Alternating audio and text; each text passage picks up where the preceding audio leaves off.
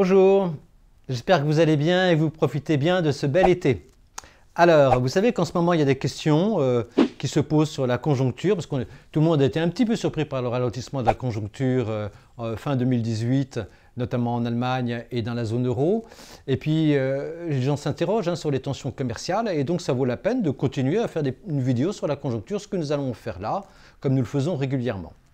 Alors, ce qu'on peut dire d'abord sur la conjoncture, on s'interroge sur la conjoncture européenne, c'est que chez Zibou, on ne voit pas de signes inquiétants. Alors regardez, vous avez ici le taux de chômage dans la zone euro. Vous avez une très belle pente baissière depuis maintenant 2014 qui se confirme.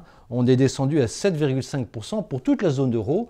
Donc c'est très favorable parce que si vous voulez, ça veut dire que l'emploi progresse. Et donc quand l'emploi progresse, ça veut dire que de plus en plus de gens ont des salaires pour consommer. Et puis quand ils ont depuis un certain temps leur salaire, ils commencent à faire des projets à long terme et donc investir dans des maisons, acheter des voitures, etc. Donc c'est favorable à long terme pour l'avenir économique de la zone. Alors si on regarde le déficit des États, eh bien, vous voyez que là aussi c'est très favorable, il est quasiment proche de zéro. Si on regarde l'extérieur, eh bien, vous voyez qu'il y a un excédent toujours très important de la zone euro, même s'il est en très légère diminution, il est tout de suite 2,5% du PNB. Donc voilà, c'est un niveau très important. Donc si vous voulez, vraiment, la plupart des facteurs sont positifs. Et même si on regarde sur le plan bilanciel, vous avez ici la dette des entreprises, et bien, vous voyez qu'elle était montée à un niveau assez élevé, plus de 125%. Et là, vraiment, elle se consolide légèrement à la baisse, donc il n'y a pas de dégradation, de fragilisation du bilan des entreprises, c'est également favorable. Et si on regarde la dette des États, on a la même chose avec encore mieux, puisque la dette des États baisse un peu plus, on s'approche de 80% pour la zone euro du PNB, et c'est une tendance baissière qui se confirme depuis 2014. Bon, alors tous ces événements sont favorables, donc qu'est-ce qui ne va pas? Eh bien, il y a deux éléments qui peuvent inquiéter les gens. C'est une inquiétude relative. Le premier, c'est l'inflation. Alors, regardez l'inflation dans la zone euro. Vous voyez, on est à 0,8% en mai 2019 sur une tendance annuelle. Alors, c'est une inflation qui est hors énergie et hors biens alimentaires. Donc, c'est vraiment l'inflation intrinsèque de la zone euro. Donc, on est un peu loin, si vous voulez, des bases que souhaiterait avoir la Banque Centrale Européenne. Elle voudrait qu'on ait 2% d'inflation. On a 0,8%. Alors regardons ça d'un peu plus loin. On enlève le chiffre et vous voyez comment évolue la tendance longue de l'inflation dans la zone euro. En fait, c'est assez stable. On est un chouïa en dessous d'avant la crise de 2008, on était plus proche de 2%. Là, finalement, ça fait longtemps qu'on est autour de 1%. Certains trimestres un petit peu en dessous, certains trimestres un petit peu au-dessus. Est-ce que c'est un problème? Pour Ibou, ce n'est pas tellement un problème, qu'on soit 1 ou 2%. Ce n'est pas très grave. Concrètement, il n'y a pas d'inflation dans la zone euro. Il y en a un tout petit peu. Ce qui serait inquiétant, c'est qu'on soit à moins 2 ou qu'on soit à plus 6. Qu'on soit à plus 1 ou plus 2, pour nous, ce n'est pas une source d'inquiétude. Alors, si on regarde le taux de croissance, vous voyez effectivement le taux de croissance, il a diminué. Depuis quelques trimestres, il est en baisse, mais il se stabilise sur ce niveau bas. Donc, c'est pas mal. Alors, ce niveau, c'est 1,2%. Donc là aussi, c'est un peu bas. Les chiffres rêvés, c'est 2% d'inflation, 2% de croissance. Donc, comme sur l'inflation, on est un chouïa bas. Bon, vous voyez, ce n'est pas dramatique. Regardez les années avant 2005, on a déjà eu des petits ralentissements comme ça. Ça ne présage pas de l'avenir et ce n'est pas un retournement significatif. Alors, on se pose tout de même la question, mais pourquoi est-ce qu'il y a ce léger ralentissement? Et donc la cause, elle peut être soit extérieure, soit intérieure. Donc on va regarder les deux. Extérieurement, est-ce qu'il n'y a pas d'abord une dégradation de la compétitivité européenne? Et on vous a mis ici le coût unitaire de main-d'œuvre. Donc c'est le coût de la main-d'œuvre retraitée de la production, donc de la productivité. Et donc si vous voulez, vous voyez, il est en légère baisse à un niveau très bas. Donc ça veut dire que la compétitivité de la zone euro, elle reste très bonne, elle ne s'est pas du tout dégradée. Pas d'inquiétude de ce côté-là. Si on regarde ce qui se passe au niveau mondial, on vous a mis ici un chiffre, un graphique de la Banque mondiale qui est très intéressant. Si vous voulez, c'est le revenu par habitant au niveau mondial. Vous voyez, on est dans une très très forte tendance haussière. Il y a eu une légère baisse en 2008.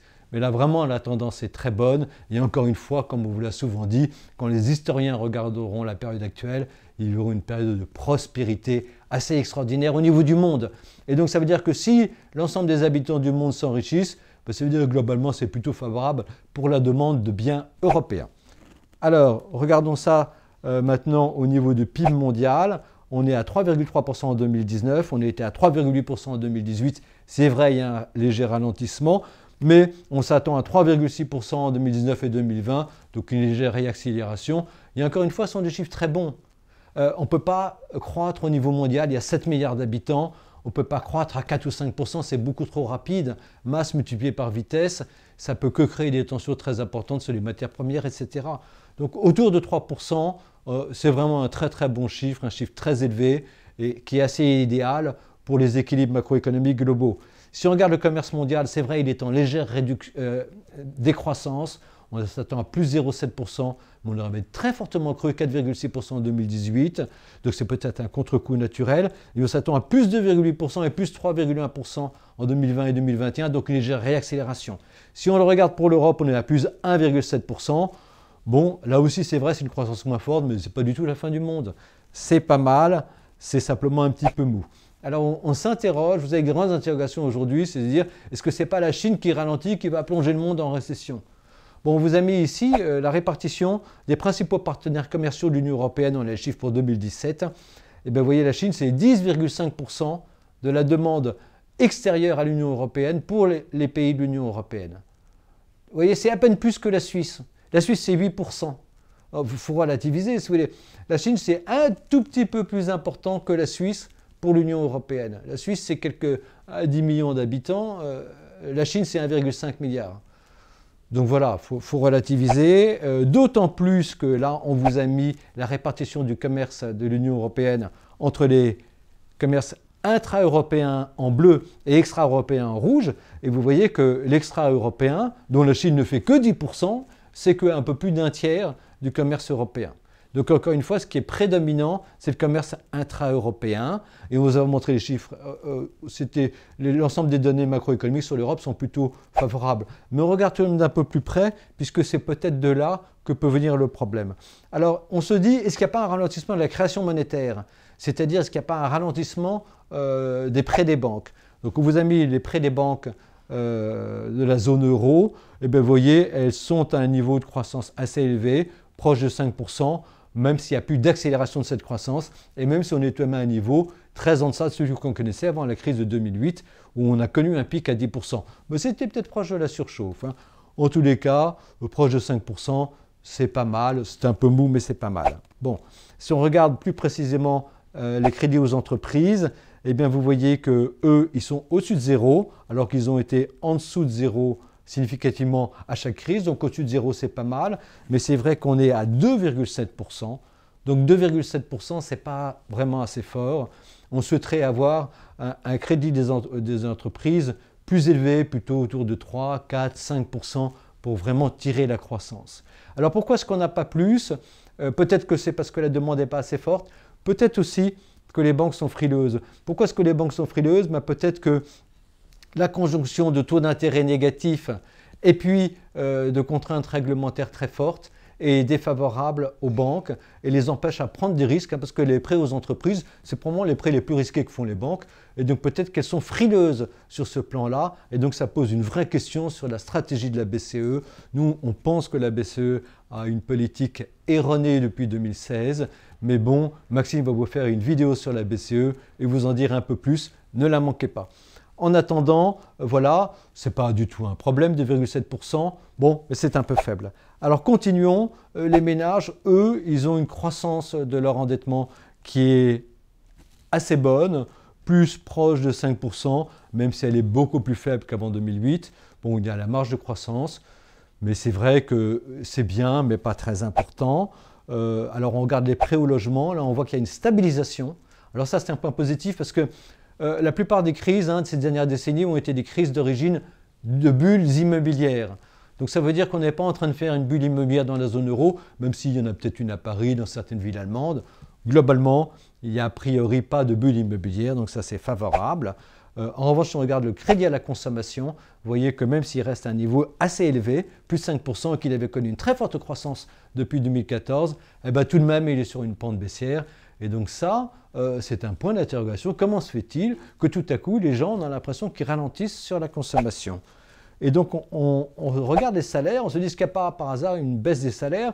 Est-ce qu'après tout, la productivité, le coût unitaire de main-d'œuvre en zone euro qui a baissé, qui n'est pas très favorable, est-ce qu'il n'a pas été engendré par une baisse des salaires? Eh bien non, regardez là, les salaires, surtout les salaires en rouge, ceux de la zone euro, ils sont en forte hausse.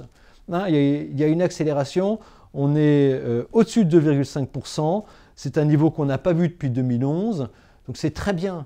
Ça veut dire que non seulement il y a une réduction du chômage, donc une création d'emplois, et ces créations d'emplois s'accompagnent de hausses de salaire, donc tout ça est extrêmement favorable pour l'avenir. Mais alors comment ça se fait que si c'est extrêmement favorable, qu'on ait une réduction du crédit à la consommation? Eh bien on vous a mis ici le taux d'épargne des ménages, et ça c'est vraiment la surprise. Mais ce taux d'épargne des ménages, il augmente fortement depuis début 2018. Bon, on n'est pas au niveau de la crise de 2009, on était monté à un niveau proche, au-delà de 14%, mais enfin, on est à un niveau assez élevé, hein, à peu près celui qui a suivi la crise intra-européenne de 2012. C'est une vraie question. Est-ce que c'est un phénomène extrêmement temporaire ou est-ce que c'est un phénomène plus de long terme? Qu'est-ce qui pourrait expliquer un phénomène plus de long terme?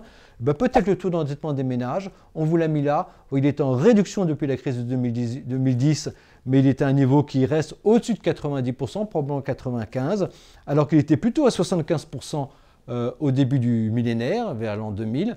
Donc peut-être que les ménages européens, ils ont plutôt envie structurellement un peu de réduire leur endettement. Et à ce moment-là, ça veut dire que la croissance européenne qui est molle aujourd'hui, elle resterait plutôt molle, entre 1 et 2%, enfin autour de 1,5% dans les années qui viennent. Voilà, on ne sait pas très bien, il y a tout de même des facteurs, comme on vous l'a dit, très favorables qui se mettent en place. Bon, c'est à surveiller, en tout cas le moral des ménages compte énormément. Alors regardons ce qu'on peut en faire en bourse, où en est le SBF 120.